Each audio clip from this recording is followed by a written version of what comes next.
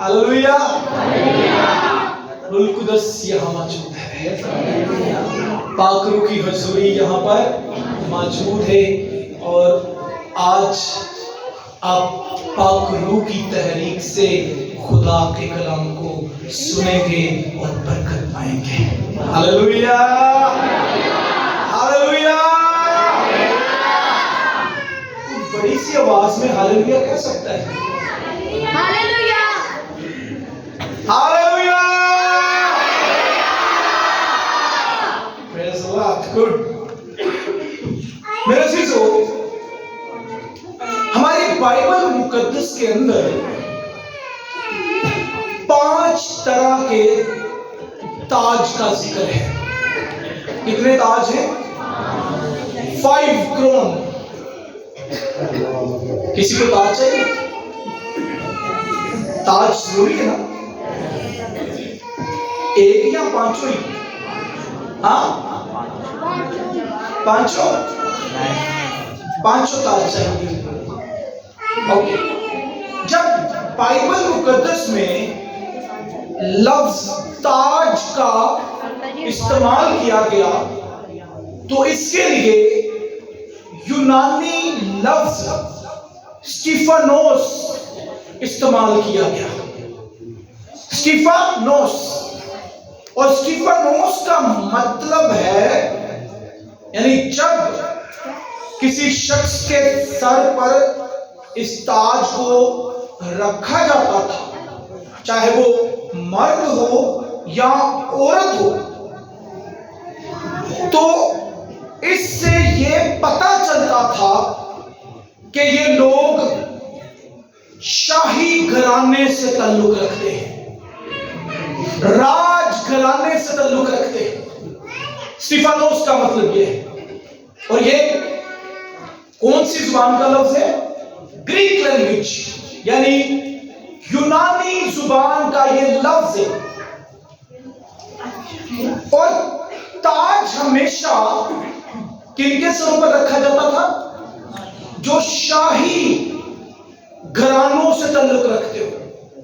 पतरस ने क्या कहा हमारे बारे में, कलीसिया के बारे में, द बॉडी ऑफ क्राइस्ट के बारे में? पता, तुम शाही काहिनों का फिरका हो। अपने दिल पर हाथ रखे और कहे, हम बादशाह के बेटे बेटियां हैं। हालेलुया। तो जब आप बादशाह के बेटे बेटियां हैं तो फिर ताज आपके लिए है। हालेलुया। 5 ताज हैं जिनका बाइबल मुकद्दस में जिक्र है। नंबर 1 पर मुकाशवा की किताब, उसका 2 बाब और उसकी 10वीं आयत में हमें एक ताज का जिक्र मिलता है, और ये ताज जिंदगी का ताज है। कौन सा ताज है? जिंदगी का। मेरे साथ है ना, ताकि आपको याद रहे, आसमान पर जाने के बाद गिनती उल्टी पुल्टी ना हो जाए। ठीक है? जिंदगी का ताज। दूसरा ताज हवाले नोट कर सकते हैं। पहला कुरिन्थियों 9 बाब 24 से 25 आयत में हमें एक ताज मिलता है। इस ताज का नाम है ना मुरझाने वाला ताज, या ना मुरझाने वाला सेहरा। पुराने वक्तों में जब लोग गेम्स करते थे और उन खेलों में जब वो जीतते थे, तो उनके सरों पर फूल का ताज, यानी फूलों का ताज बनाकर वो रखा जाता था, जो कुछ दिनों के बाद मुरझा जाता था। लेकिन पौलुस रसूल जिस ताज की बात कर रहा है वो ना मुरझाने वाला ताज है, वो हमेशा रहने वाला ताज है।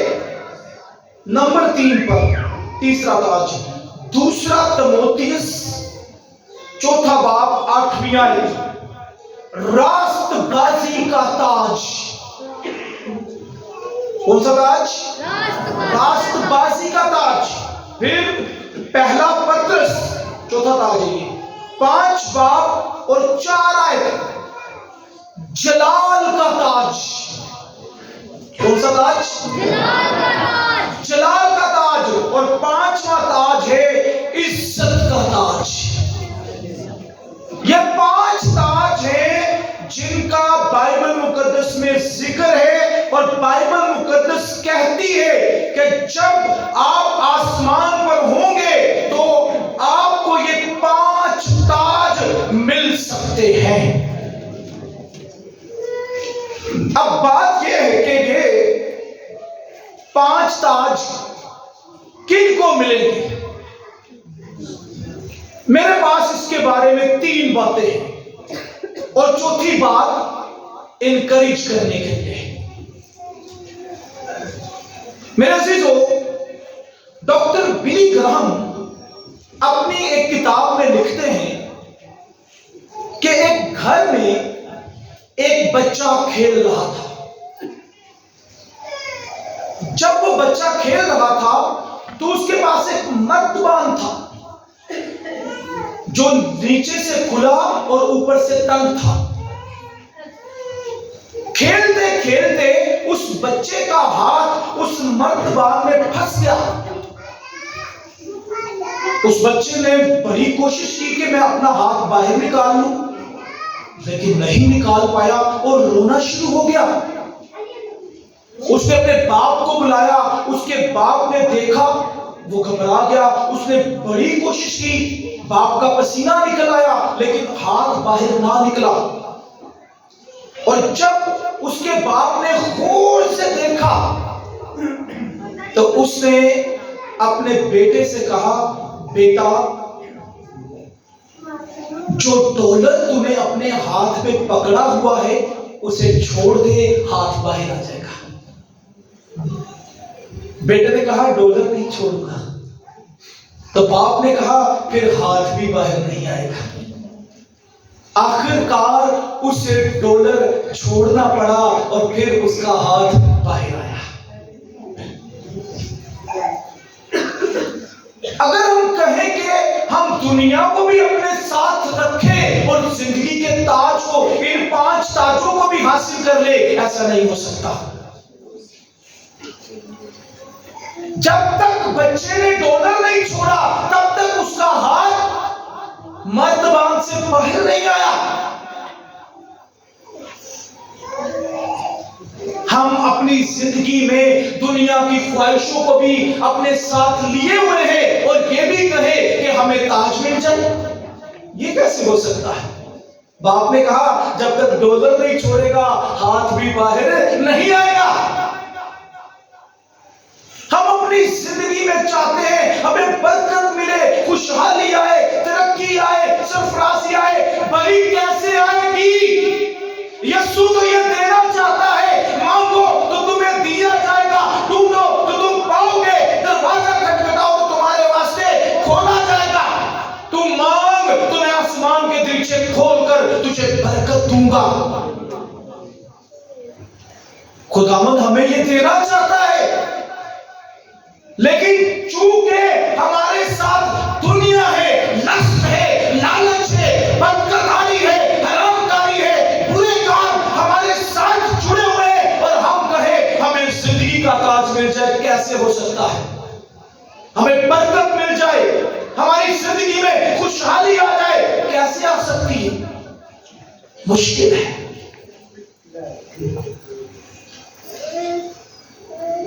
जॉन वेस्ली मेरे 10 फेवरेट खादम हैं, जिनमें से 3 कौन से हैं? नंबर 1 पर बिली ग्राहम, जॉन वेस्ले, और नंबर 3 पर विगलस्मिथ।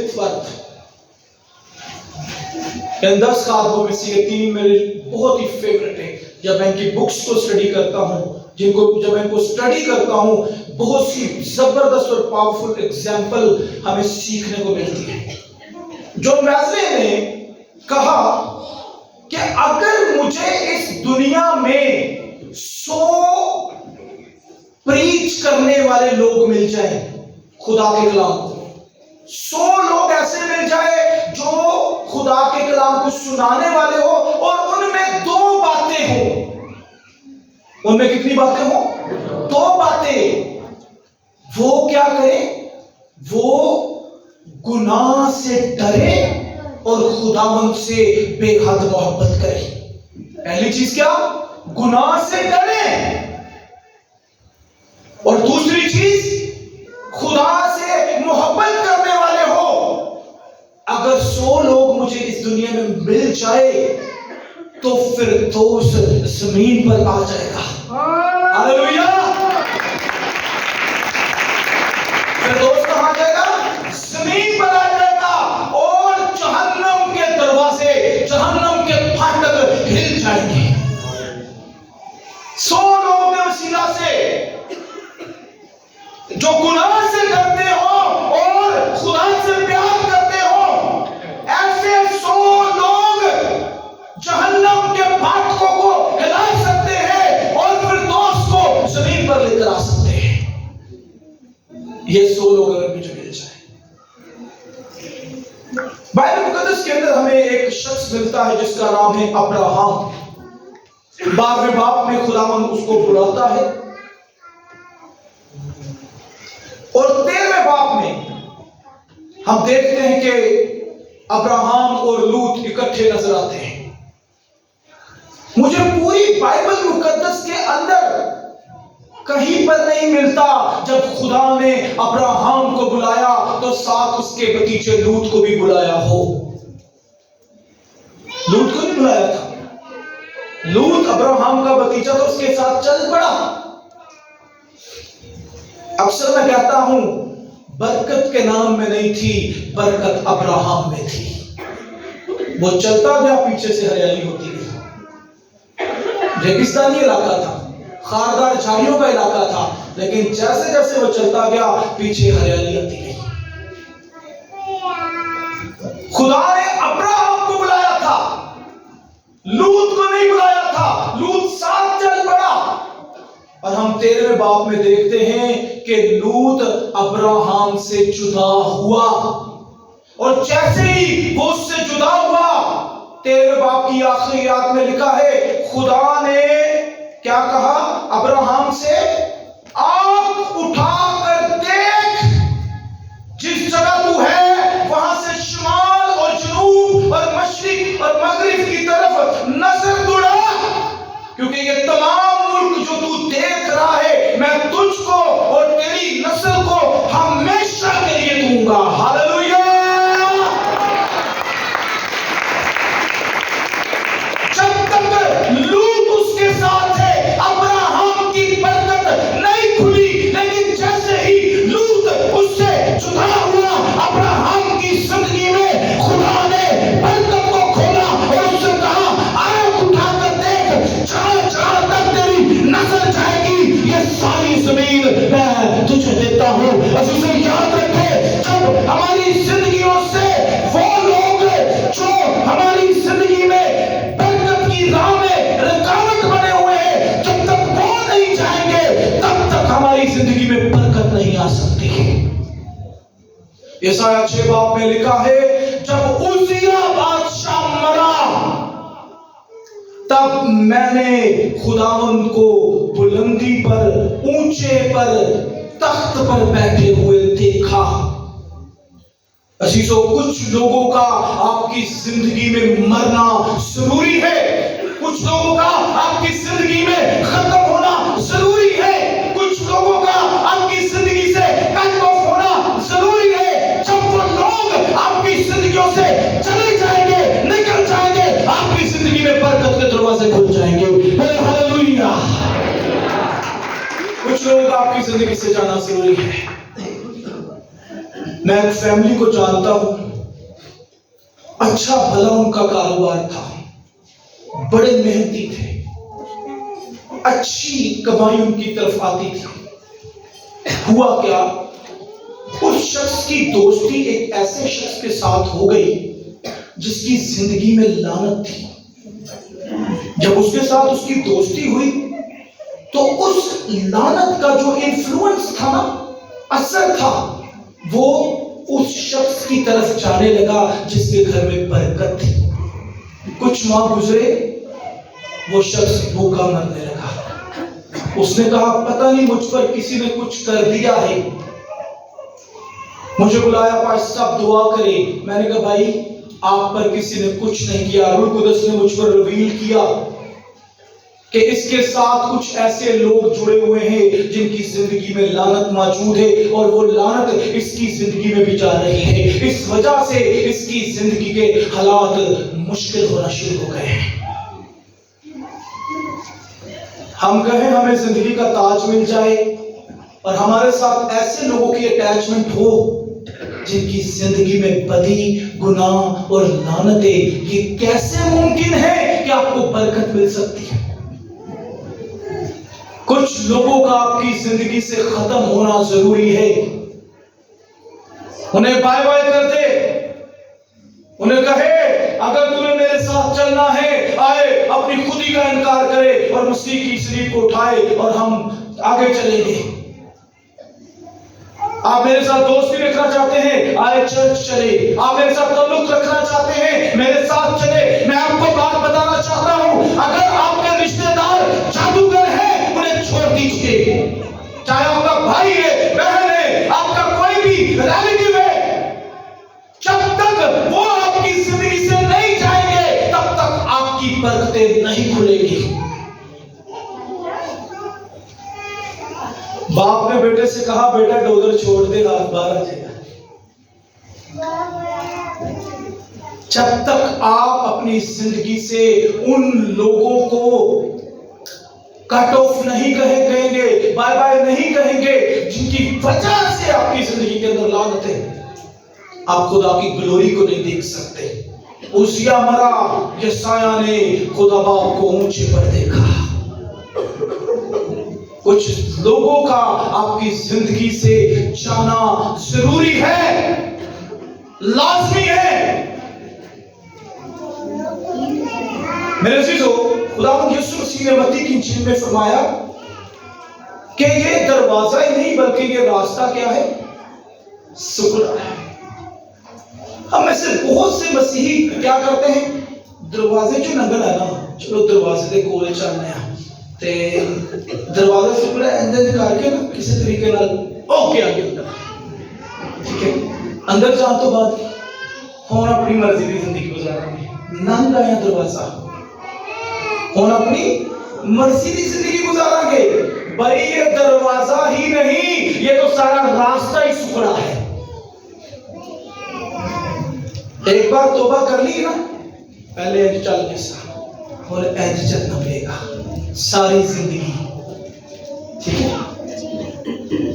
पहले गुनाह था जिंदगी में, अब गुनाह को छोड़ना पड़ेगा क्योंकि रास्ता सुकड़ा है। ये सारा राह ही सुकड़ा है।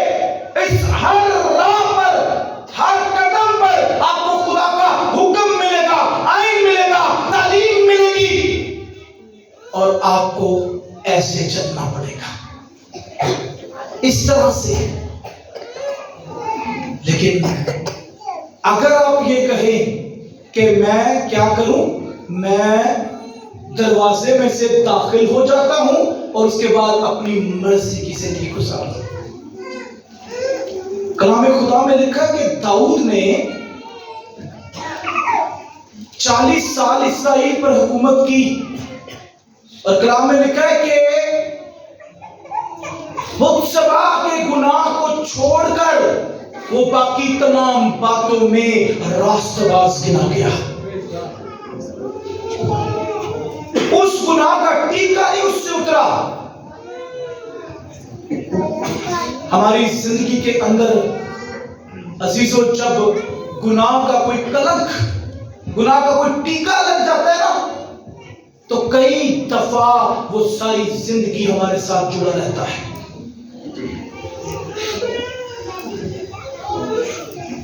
150 ज़बूर, 150 ज़बूरों में से 51 ज़बूर किस किस ने सुना और गाया है? फजल नाल ऐना। आपको पता है ये ज़बूर क्या था? खुदा बाप ने रूह कुदस की तहरीक से दाऊद से लिखवाया। खुदा ने दाऊद के हक में कसम खाई थी कि मेरा जलाल कभी तुझसे जुदा नहीं होगा, कभी जुदा नहीं होगा। और दाऊद इस गुनाह को करने के बाद अपने अंदर इतना पछताया कि उसने इस पछतावे की सूरत में ज़बूर 51 को लिखा, चंगी तरह धो दे मेरी कर सफाई, मैनू कर तू पाक साफ, बख्श दे सब बुरे रहे। इस ज़बूर को लिखा। मेरे अज़ीज़ों, 3 चीजें हमेशा हमारी जिंदगी में होनी चाहिए। नंबर 1 पर चुनाव हमने करना है। खुदावंद ने अब्राहम से कहा कि मैं तुझे बरकत दूंगा, मैं तुझे बढ़ाऊंगा, मैं तुझे सरफराज करूंगा। लूत बीच में आ गया, दोनों के ग्रोहों में झगड़ा शुरू हो गया। अब्राहम ने कहा चुनाव कर ले, अपने भतीजे को बुलाकर कहा, अगर तू दाएं जाएगा तो मैं बाएं जाऊंगा, और अगर तू बाएं जाएगा तो मैं दाएं जाऊंगा। और लूत ने चुनाव किया तराई का, एक ऐसे इलाके का जहां पर गुनाह मौजूद था। हमने अपनी जिंदगी में चुनाव करना है कि हमें किस रास्ते पर जाना है, क्योंकि मसीह का रास्ता सुगड़ा है, दरवाजा ही नहीं बल्कि रास्ता ही सुगड़ा है। एक दफा जब तौबा कर ली कि शराब नहीं पिएंगे तो फिर नहीं पिएंगे, चुनाव कर लेना है। एक दफा जब तौबा कर ली कि जुआ नहीं खेलेंगे तो नहीं खेलेंगे, एक दफा जब तौबा कर ली कि जादूगरों के पास नहीं जाएंगे तो फिर नहीं जाएंगे, एक दफा जब तौबा कर ली कि मैं गुनाह नहीं करूंगा, मैं झूठ नहीं बोलूंगा, मैं गालियां नहीं निकालूंगा, मैं फ्रेम नहीं दूंगा, मैं कोई खराब काम नहीं करूंगा, तो यकीन जानिए आसमान पर ये 5 के 5 ताज आपके लिए मौजूद है।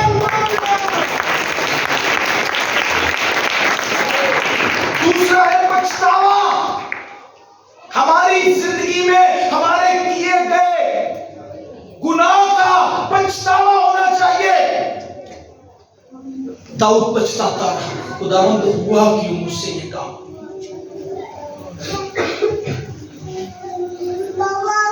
फौज जंग में लड़ रही है और दाऊद अपने छत पर टहल रहा है। ओ भाई तू नहीं गया तो क्या कर, घुटने टेक और दुआ कर। क्या करना चाहिए था उसको? फौज अगर मैदान जंग में है, दाऊद को दुआ करनी चाहिए थी। दाऊद को खुदावंद को पुकारना चाहिए था कि मेरी फौज मैदान में है, खुदावंद जैसे मैं अपनी जिंदगी कोई जंग नहीं हारा, आज भी तू मेरे साथ है। लेकिन उस दिन दाऊद अपनी जिंदगी की जंग हार गया। गुनाह में गिरने के बाद हम अपनी जिंदगी की जंगें हार जाते हैं। पछतावा। नंबर 3 पर भरपाई।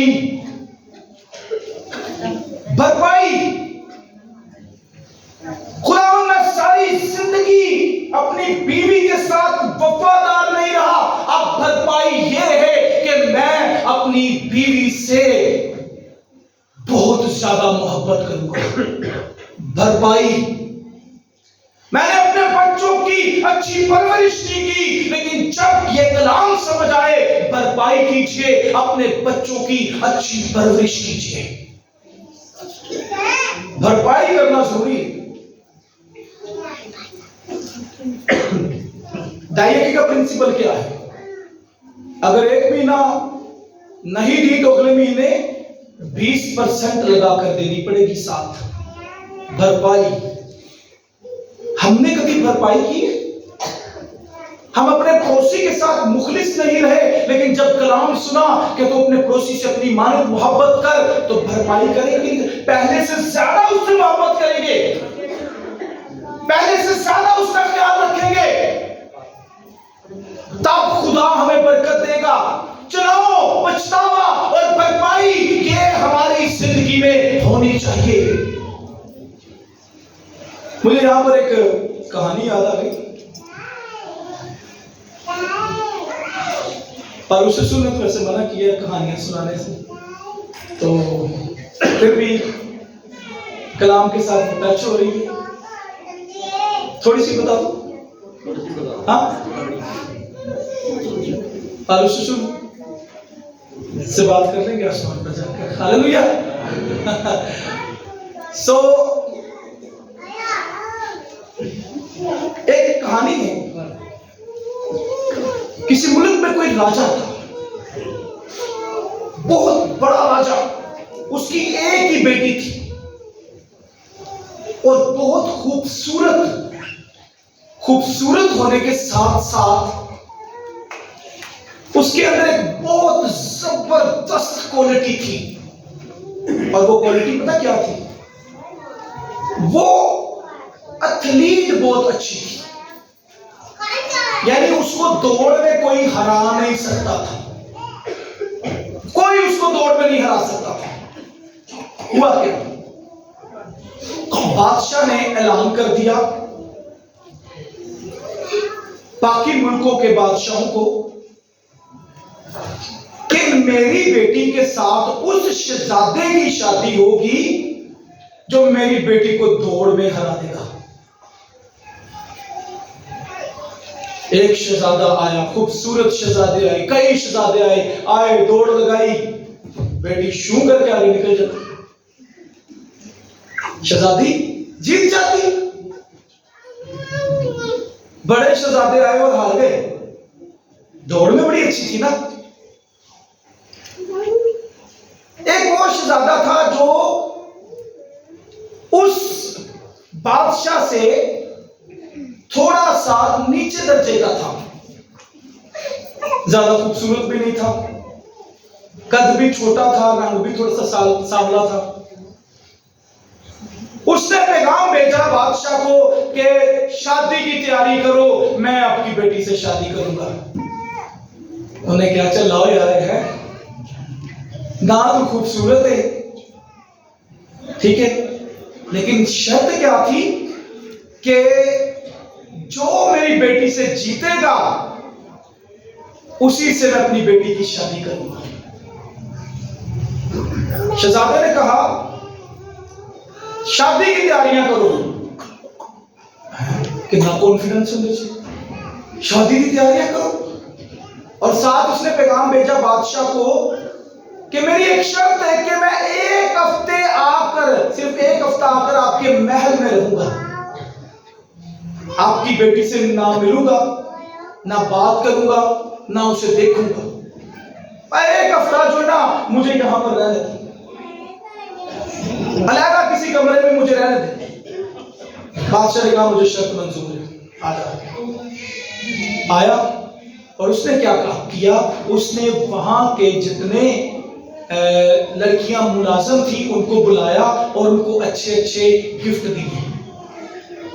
और गिफ्ट देने के बाद क्या कहता है, मुझे शहजादी की कोई कमजोरी बताओ, मुझे शहजादी की क्या करो, कोई कमजोरी बताओ। करते करते एक बोली पड़ी, शहजादी को हीरे बड़े पसंद है।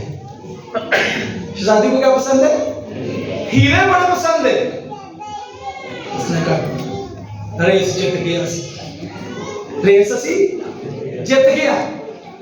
रेस का टाइम आया, पहला राउंड होया और पहले राउंड में उसने क्या किया, एक सोने की अंगूठी जिस पर हीरा लगा हुआ था दूर से शहजादी को दिखाई और जमीन पर फेंक दी।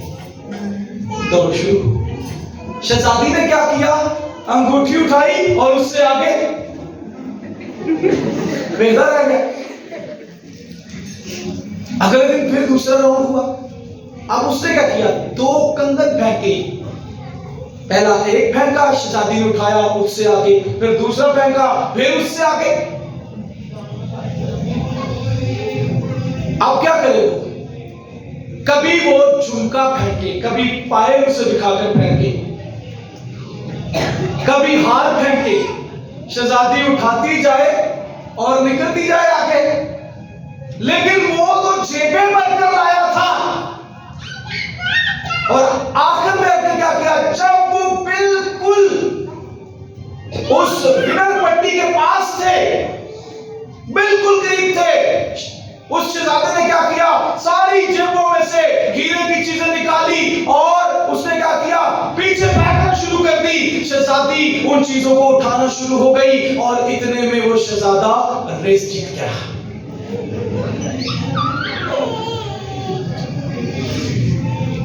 बाइबल कहते हैं इसके अंदर हमें अब्राहम और इसहाक मिलते हैं। अब्राहम, अगर हम तस्वीर को देखें तो वो खुदा बाप की तस्वीर कशी करता है,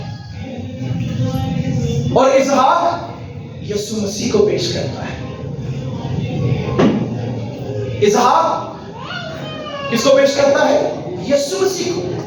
अब्राहम ने अपने एक खास नौकर को बुलाया, मेरे पास आ और क्या कर, मेरे बेटे के लिए मेरी कौम में से जाकर इसके लिए बीवी लेकर आ। उसका नौकर गया और जब वो वहां पर पहुंचा तो क्या हुआ? सुनिए जी, आपको भी बरकत मिलेगी। वो वहां पर पहुंचा और उसने कहा, आप मैं पहचानूंगा कैसे कि इसहाक के लिए कौन सी बीवी होनी चाहिए? उसने कहा, जो मुझे पानी पिलाए और मेरे ऊंटों को पानी पिलाएगी वही इसहाक की बीवी बनेगी। आगे जी रिबका। और अब रिबका पता कौन है? रिबका कलीसिया है। रिबका कौन है? कलीसिया। और नौकर ने उससे पानी मांगा, उसने कहा मैं तुझे भी पिलाऊंगी और तेरे नौकरों को भी और तेरे ऊंटों को भी पिलाऊंगी। और मैंने बाइबल की एक स्टेटमेंट पढ़ी कि वो कुआं पता कैसा था? वो कुआं सीढ़ियों वाला था। सीढ़ियां उतर के नीचे जाके और फिर पानी भर के ऊपर लेकर आते थे। और आप अंदाजा करें कि रिबका ने उन ऊंटों को पानी पिलाया और नौकर को भी पानी पिलाया। और यहां पर नौकर ने एक नथ और 2 कंगन निकाले और उसको दे दिए, और वो अपने बाप के घर में पहुंची कि ऐसे ऐसे मुझे एक शख्स मिला, मैंने उसको भी पानी पिलाया, उसके ऊंटों को भी पानी पिलाया, ये नथ और कंगन उसने मुझे दिए हैं, और उसने बताया है कि मैं अब्राहम का नौकर हूं और उसके बेटे के लिए बीवी लेने के लिए आया हूं। नौकर पहुंच गया वहां पर, बाप से बात की, उसके भाइयों से बात की। उन्होंने कहा, बेट असि कुड़ी में पूछ लेने। उसने कहा मैं जाऊंगी। उसने कहा चले एक और बात पूछ लेते हैं, अभी जाएगी या कुछ दिन बाद जाएगी? उसने कहा मैं अभी जाऊंगी,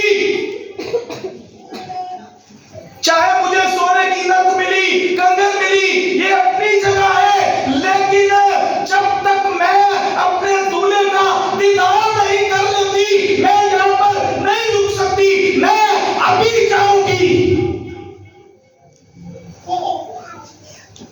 आज बहुत सी कलीसिया ऐसी है जिसे कंगन चाहिए, झुमका चाहिए, नथ चाहिए, ये चीजें चाहिए, सोना चाहिए, हीरे चाहिए, लालच से भरे हुए। रिबका कलीसिया को पेश करती है, वो दुल्हन है जो अपने दूल्हा के दीदार के लिए इंतजार नहीं कर रही। और उसने क्या किया? उसने कहा मैं अभी जाऊंगी, मुझे इन कंगनों से कोई सरोकार नहीं, इस सोने से कोई सरोकार नहीं, मैं तो अपने पिया के मिलन को चाहूंगी। आज बहुत से खानदान और घराने हैं जो दुनियावी दौलत के पीछे भाग रहे हैं, दुनियावी हीरों के पीछे भाग रहे हैं, दुनियावी सोने के पीछे भाग रहे हैं। कलीसिया, आप मसीह की दुल्हन है। अगर आपको ये 5 करोड़ चाहिए, ये 5 ताज चाहिए, तो आपको क्या करना पड़ेगा? आपको दूल्हे का दीदार करना पड़ेगा। हालेलुया।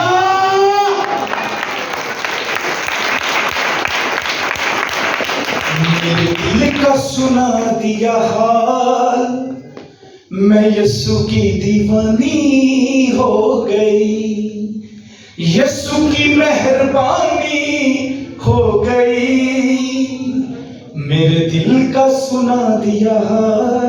आता है किसी को ये गीत? चले मेरे साथ गाइए, हाथों उठाइए। घड़ा पाप का फोड़ दिया, मटके को तोड़ दिया, घड़ा पाप का छोड़ दिया, मटके को फोड़ दिया।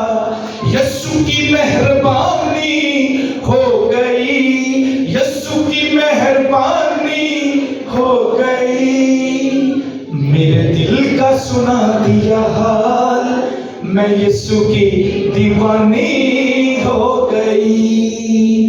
मेरे दिल का सुना दिया हाल, मुझे मेरे पिया से मिलने से कोई नहीं रोक सकता। दुनिया की दौलत, दुनिया का सोना, दुनिया की चांदी, दुनिया के लोग, मुआशरा, गुनाह, पति, मैं इन सब के ऊपर सर रख कर गुजरते हुए अपने पिया से, अपने खुदावंद से, अपने मसीहा से, अपने मुनज्जी से, अपने यीशु से मिलने जाऊंगी। हालेलुया।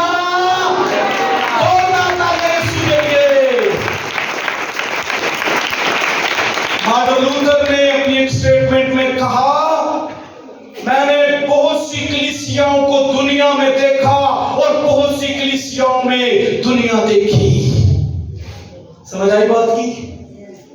इब्लीस इससे पहले कि आप पर कब्जा करे, वो आपकी सोच पर कब्जा करता है जिसमें लालच भरी पड़ी है। और जब ये है तो फिर आपको जिंदगी का ताज, ना मुरझाने वाला ताज, जलाल का ताज, रास्तबाजी का ताज और इत्मीनान का, इज्जत का ताज कैसे मिल सकता है? फिर तो मुश्किल है काम। इसलिए अपनी जिंदगियों को खुदावंद के लिए बदल दीजिए। लास्ट पॉइंट और उसके बाद हम आमीन करेंगे। Hallelujah, hallelujah. पॉल डेविड योंगेचू का नाम कितने लोगों ने सुना है? योंगेचू, आपको पता होना चाहिए, खुदावंद के बहुत ही बाबरकत खादम है। योंगेचू एक दफा अपने सोफे पर बैठे हुए थे और आंखें बंद की हुई थी और देख रहे थे कि खुदावंद तूने मुझे कितनी बरकत दी। बीमार शिफा पा रहे हैं, मुआजिज़ात हो रहे हैं, गुनाहगार तौबा कर रहे हैं। वो आंखें बंद करके इन चीजों को सोचता हुआ इंजॉय कर रहा था। और ऐसा करते करते हुआ क्या, एकदम वो रूम में आसमान में चला गया। और आसमान पर जब वो गया तो पूरी दुनिया के पादरियों को, कुछ को दाहिनी तरफ देखा और कुछ को बाईं तरफ देखा। एंजल भी बनाइए, कुछ बाईं तरफ थे और कुछ दाईं तरफ थे। और बिल्कुल सामने एक खूबसूरत तख्त था जिस पर कोई बैठा हुआ था और वो यीशु था। हालेलुया। कौन था? यीशु। योंगेचू चलना शुरू हुआ। जैसे ही वो चल रहा था तो जितने दाएं बाएं के पादरी थे वो भी खड़े हो गए योंगेचू को देखकर। यीशु भी तख्त से खड़ा हो गया और यीशु ने भी चलना शुरू किया। सेंटर में एक टेबल था और उस पर एक ताज रखा हुआ था। सेंटर में क्या था? एक टेबल, उस पर एक ताज रखा हुआ था। योंगेचू आगे बढ़ रहा है, उधर से यीशु भी आगे बढ़ रहा है। दोनों साइडों पे पादरी देख रहे हैं। अब हुआ क्या, खुदावंद यीशु मसीह ने ताज उठाया और योंगेचू ने क्या किया, ऐसे करके सर आगे किया। और यीशु मसीह ने क्या किया, यीशु मसीह ने योंगेचू को ऐसे करके साइड पर किया और सामने गेट से कहा आओ। योंगेचू हैरान हो गया। अब सामने गेट पर एक बुजुर्ग औरत थी जिसने पुराने फटे कपड़े पहने हुए थे। उसके हाथ में एक लाठी थी और कमजोरी की हालत में चलती हुई आ रही थी। यीशु ने उसको क्या कहा? आओ। यंगेचू को साइड में कर दिया, ताज उसके हाथ में था और वो औरत, वो बुजुर्ग औरत यीशु के करीब आई और यीशु ने इसके सर पर ताज रख दिया। यंगेचू ने यीशु से सवाल किया, खुदावन मैं तेरा खादम हूं, दुनिया के बड़े चर्चों में मेरे चर्च का नाम आता है, मैं तेरी खिदमत करता हूं, और ये बूढ़ी औरत तो चर्च की बैक साइड पर रहती है, ना ये चर्च आती है, तो ताज तूने इसको दे दिया है। खुदा यीशु मसीह ने यंगेचू से पता क्या कहा? यंगेचू से कहा कि इसका कोई नहीं है, लेकिन यंगेचू इस बूढ़ी औरत ने तुझे अपना बेटा बनाया हुआ है। तुझे अपना क्या बनाया हुआ है? बेटा। जब तू चर्च में खड़ा होकर कलाम सुनाता था ना, तो ये पीछे से तेरे लिए दुआ करती थी। हालेलुया। जब तू कोई ऐलान करता था ना चर्च में कि आज हम उस जगह दुआ के लिए जा रहे, दुआ करो, तो ये तेरे लिए कमजोरी की हालत में भी दुआ करती और रोजा रखती। जब तू ये ऐलान करता कि कलीसिया ज्यादा आ रही है, चर्च को बड़ा होना चाहिए, तो ये तेरे लिए दुआ करती, तेरे हर ऐलान को सुनती, तेरे हर मैसेज को सुनती और पीछे से तेरे लिए ये दुआ कर रही होती थी। और अगर आज तू इस मुकाम पर खड़ा है, अगर आज तू दुनिया का एक बड़ा खादम बन गया है, आज अगर तेरा चर्च बहुत बड़ा बन गया है, तो इस बूढ़ी औरत की दुआओं और रोज़ों के वसीला से।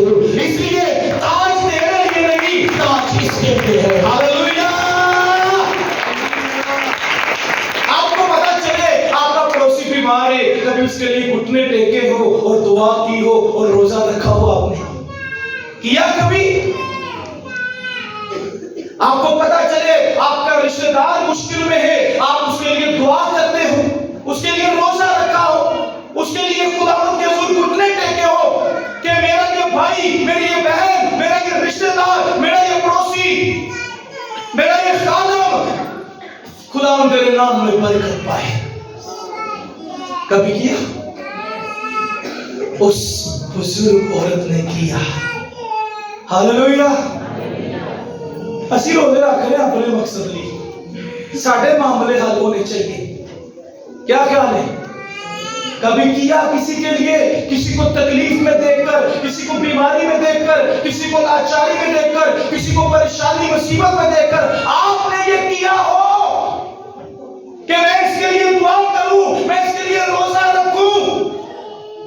एक बात बताऊं मैं आपको, अगर मैं आज इस मंज़र पर खड़ा हूं ना, तो मेरी बहुत सी बुजुर्ग माओं की दुआएं मेरे साथ हैं, बहुत से बुजुर्ग भाइयों की दुआएं मेरे साथ हैं, नौजवानों की दुआएं मेरे साथ हैं, नौजवान बेटियों की दुआएं मेरे साथ हैं, मेरी बहनों की दुआएं मेरे साथ हैं, मेरी फैमिली की दुआएं मेरे साथ हैं, मेरी माँ की दुआएं मेरे साथ हैं, मेरे घराने की दुआएं मेरे साथ हैं। इसलिए आज मुझे खुदा अपने जलाल के लिए यहाँ पर इस्तेमाल कर रहा है, और मैं ईमान रखता हूँ कि ये 5 के 5 ताज मेरी जिंदगी में सुन। हालेलुया।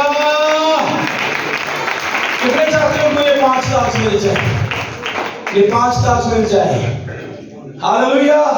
बोले जिंदगी का ताज, नाम उजाने वाला ताज, राष्ट्रवासी का ताज, जलाल का ताज, इज्जत का ताज, अजीज़ों ये सब आपको मिल सकता है जब आप खुदावंद की हज़ूरी में अपनी जिंदगियों को पेश कर देंगे और कहेंगे कि मेरा यीशु मेरा दूल्हा है और मैं उसकी दुल्हन हूं, और मुझे उससे मिलने के लिए कोई भी नहीं रोक सकता। आए अपने कदमों पर खड़े हो जाइए और जिंदा खुदावंद की स्तुति करना शुरू करें, तालियां बजाना शुरू करें।